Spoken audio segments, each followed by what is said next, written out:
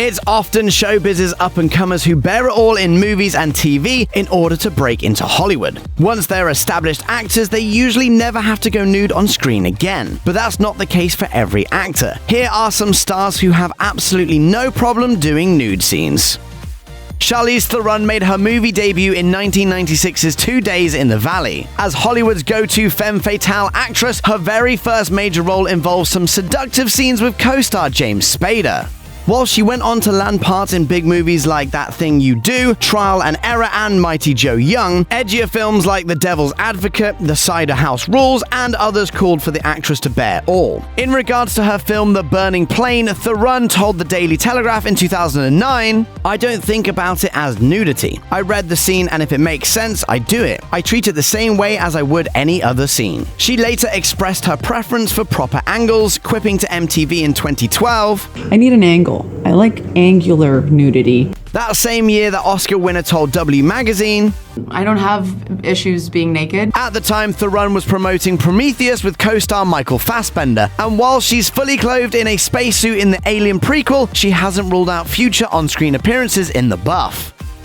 While Emilia Clarke landed the role of Daenerys Targaryen on HBO's Game of Thrones, she became forever linked to that role. She's parlayed it into a movie career with parts in Terminator Genesis, Solo: A Star Wars Story, and Last Christmas, but she'll always be Daenerys to Thrones fans. It's a role that famously saw the actress completely exposed in the show's earlier graphic scenes, but rumor has it that Clarke later insisted on a no nudity clause in her contract after season 3. As she explained to The Hollywood Reporter in May 2019, she turned down the first 50 Shades of Grey movie because she was worried about being pigeonholed, in spite of her Game of Thrones scenes having taken place, quote, a long time ago. And yet it is the only question that I ever get asked, because I am a woman. By the time season 6 of Game of Thrones rolled around, however, she'd reconsidered, although it wasn't for a love scene. Rather, after persevering in battle, Daenerys' clothes are burned off as she emerges from flames. Clarke told The Sun in March 2019, "I just wanted to come out and do an empowered scene that wasn't sexual. It was naked, but it was strong." Not that she's opposed to acting out the former. Clarke said, "You had to see those sex scenes, as they just couldn't be explained. I get a lot of crap for having done nude scenes and sex scenes. That in itself is so anti-feminist." In 2008, a then unknown Michael Fassbender starred in director Steve McQueen's first film, Hunger. When McQueen asked Fassbender to be in his next movie, the 2011 erotic drama Shame, he was told that the role would require bearing everything. By this time, Fassbender had already starred in major films like Quentin Tarantino's Inglourious Basterds and X-Men's First Class, but he allowed McQueen to film him exposed from any angle he wished. Fassbender told BBC America that December, "It was never a conversation that Steve and I had. It's like you put the camera wherever you want. I don't care. It's like I'm not going to sort of interfere in your storytelling. I trust him implicitly." It's not that the actor didn't have any inhibitions about playing a sex addict in Shame. He later told The Guardian, "I was self-conscious for sure, but it was something I had to get over very quickly. I had to be on the ball and not thinking about those things." It's also worth noting that he did tell backstage around that time that the press shouldn't make such a big deal about it, saying, "I have a penis and so do half the people out there, and a lot of the other half have seen them." Anne Hathaway first became famous as a family-friendly on-screen princess, whether in Disney's The Princess Diaries or Ella Enchanted, when she started taking on edgier roles in the likes of Havoc and Brokeback Mountain. These films called for scenes of more of an adult nature. The 2010 romantic comedy Love and Other Drugs, for example, shows every aspect of an adult relationship. So when Hathaway had to film love scenes with co-star Jake Gyllenhaal, she didn't consider it a big deal, telling MTV News, "It's really such a small part of the film." Hathaway told Vogue of her and Gyllenhaal's characters, "These are people who have no trouble taking their clothes off, but they are terrified of exposing their vulnerability, of becoming emotionally naked." Of course, that was the ultimate goal and challenge for the actors in question. Hathaway told Reuters, "I was playing a character way out of my comfort zone. All that overt sexuality is just not me. It's less of nudity and more of intimacy." Lena Dunham wrote, directed, and starred in her first film, Tiny Furniture, which won the Narrative Jury Prize at the 2010 SXSW Film Festival. After this, the multi-talent met with the Hollywood producer Judd Apatow, who helped her launch her own show on HBO. Girl star Dunham, Zaisha Mamet, Jemima Kirk, and Allison Williams as millennials dealing with post-grad life, work, and romance. For Dunham's character Hannah, those relationships involve love scenes that leave nothing to the imagination. In 2013, Dunham told Marie Claire that she wanted to show different body types on screen, saying, "I have known and still know that my body wasn't fitting into a traditional Hollywood idea of the female body." She went on to explain that she considered her nude scenes somewhat of a public service. "I don't think I'd be able to do that if I didn't think it was essentially important in my contribution to the world." Chris Pine has commanded the Starship Enterprise in the future and helped Wonder Woman save the world in the past, but it wasn't until he appeared in the Netflix's 2018 original film, The Outlaw King, that the actor bared all for the camera. The movie, which tells the story of Scottish warrior Robert the Bruce, required it from both Pine and co-star Florence Pugh, which made the actor feel it was rather unfair that so much attention was paid to his scene. Pine told The Mirror, "Florence shows her entire body in this film and no one is talking about that. Is Florence expected to do that because she is a woman and I'm not expected to do that because I'm a man?" He took the notion even further when he spoke to E! News in 2018. Does it show vulnerability? Does it exhibit this vestigial kind of puritanical shame over the human body and human intimacy? The scene was relevant to the character. Pine went on to tell The Mirror, "I thought it was important to see the king and the animal, that he is both violent and primitive and bestial, but also something else. So I thought to see the human declothed and his animal self is really important." Angelina Jolie has always been a fearless actor. The fearlessness that won her an Oscar for Girl, Interrupted also allowed her to tackle explicit scenes in films like Foxfire, Gia, and Original Sin. By the time of 2015's By the Sea, however, there was a difficult issue. The actress-director had famously undergone a double mastectomy 2 years prior. While discussing the film with the New York Times, Jolie admitted that she was tempted to scrap her stripped-down scenes, but she had to be brave, saying, "You can't change or cut the scene because you've had a mastectomy.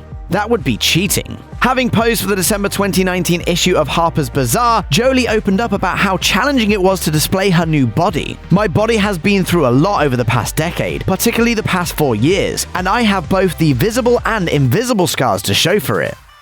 Halle Berry became a star in the 90s with hits like Boomerang, Executive Decision, and Bulworth. However, she did her first topless scene in 2001, playing a femme fatale in the action movie Swordfish, in which she seduces hacker and fellow X-Men star Hugh Jackman in a criminal scheme. Although there were rumors she received a $500,000 bonus for this particular scene, Berry told Entertainment Weekly that this wasn't true, noting that her motivation had nothing to do with money. "So much of my life I was afraid to do a nude scene. With the success of my Dorothy Dandridge project and the critical acclaim that brought me, I finally felt like I didn't have to prove myself anymore." Later that year, Berry starred in Monsters Ball, for which she would win an Oscar. The film includes a harrowing scene between Berry and Billy Bob Thornton, of which she told The Guardian, "We both agreed to be uninhibited with our bodies. We just said, let's service these characters. We only had to do it one time, which is good, because you don't really want to have to go there that many times."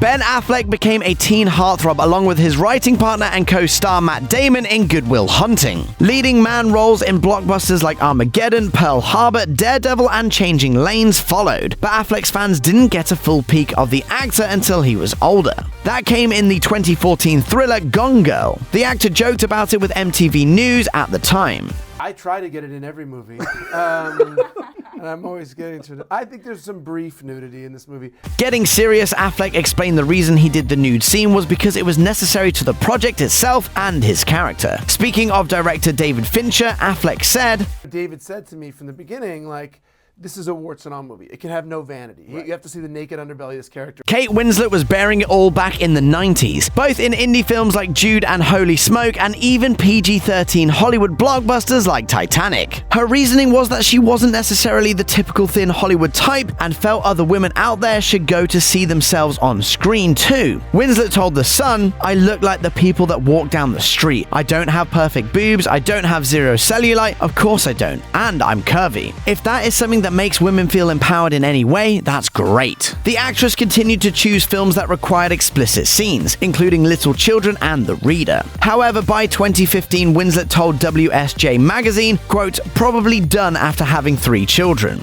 I don't think I can get away with it now. I get really big when I am pregnant. There are things that will never go back."